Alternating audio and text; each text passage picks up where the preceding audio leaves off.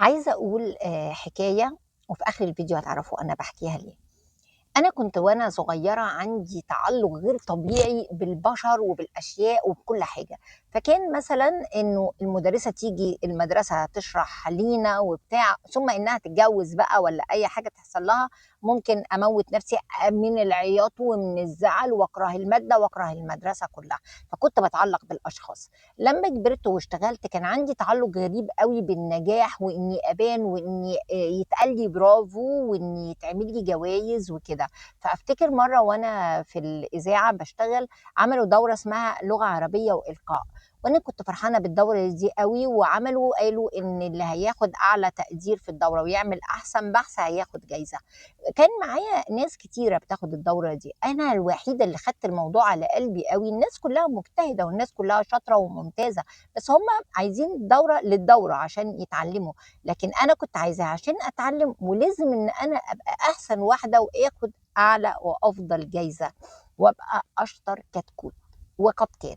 خدت فعلًا أحسن جايزة وخدت شهادة موجودة عندي في الدولاب في الظرف، يمكن حتى ولادي ما شافوهاش. بعد كده أنا سِبت الإذاعة. عايزة أقول إن الناس اللي كانوا معايا في الدورة اللي ما موّتوش نَفْسهم ولا أي حاجة وخدوا الموضوع ببساطة، هم دلوقتي مذيعات شهيرات جُمال وهم يستحقوا ده. فأنا عملت إيه بإن أنا موّتت نَفْسي بإن أنا لازم أطلع كده وأطلع كده.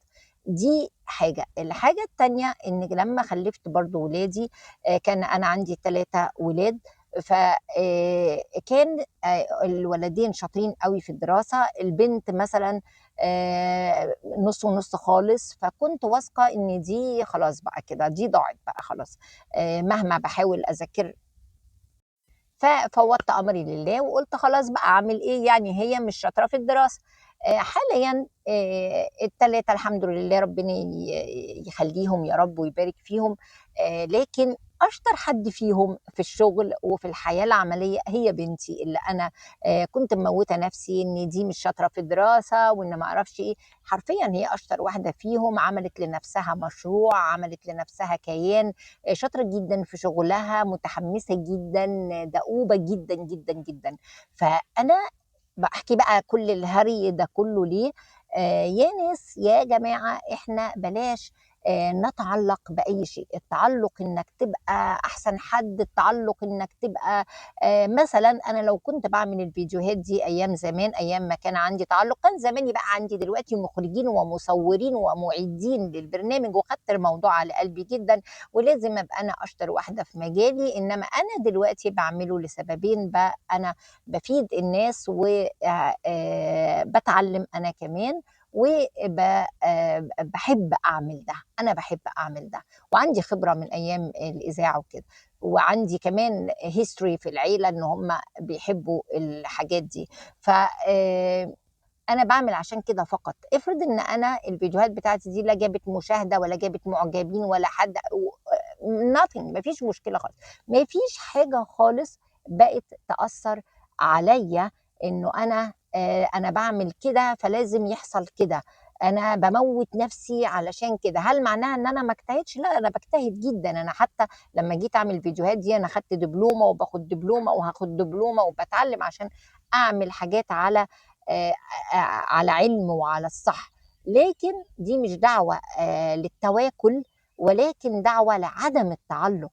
ما ينفعش، ما ينفعش خالص إنه يعني أشترط على ربنا سبحانه وتعالى حاجة معيّنة، أنا تفوّقت في ده فأنا عايزة لازم آخُد الجايزة، ولو عملت كده على فكرة هتتعب جدًا في حياتك، لإنه الجايزة دي أو ال ال آمم يعني اللي هو الreward بتاع الشغل بتاعك، يعني المكافآت اللي هتاخدها على الشغل بتاعك، دي متعلقة بناس تانية وبظروف تانية.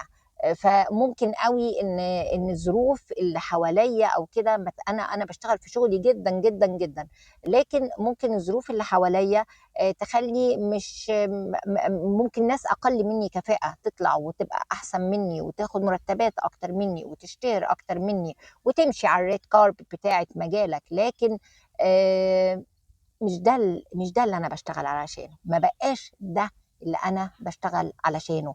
التعلُّق بإنّك أنت تبقى ولادك دول يبقوا أحسن ولاد في الدنيا. try، اعمل اللي عليك، do your best، لكن بقوا إيه، مش مشكلة خالص، هيبقوا إيه، مش مشكلة خالص، أنت شخصيًا تشتغل، هابقى إيه، مش مشكلة خالص، هاقبض كام، هاعمل إيه، هيحصل إيه، ما فيش مشاكل خالص. do your best، وربنا بيدّي لكل واحد نصيبه ورزقه، من الفلوس، من الشهرة، من النجاح، من تقدير الآخرين ليك. كل حاجة ربنا سبحانه وتعالى بيديها لك بالطريقة اللي هو عايزها، فسيب ربنا يعمل اللي هو عايزه وانت اعمل الصح فقط لا غير.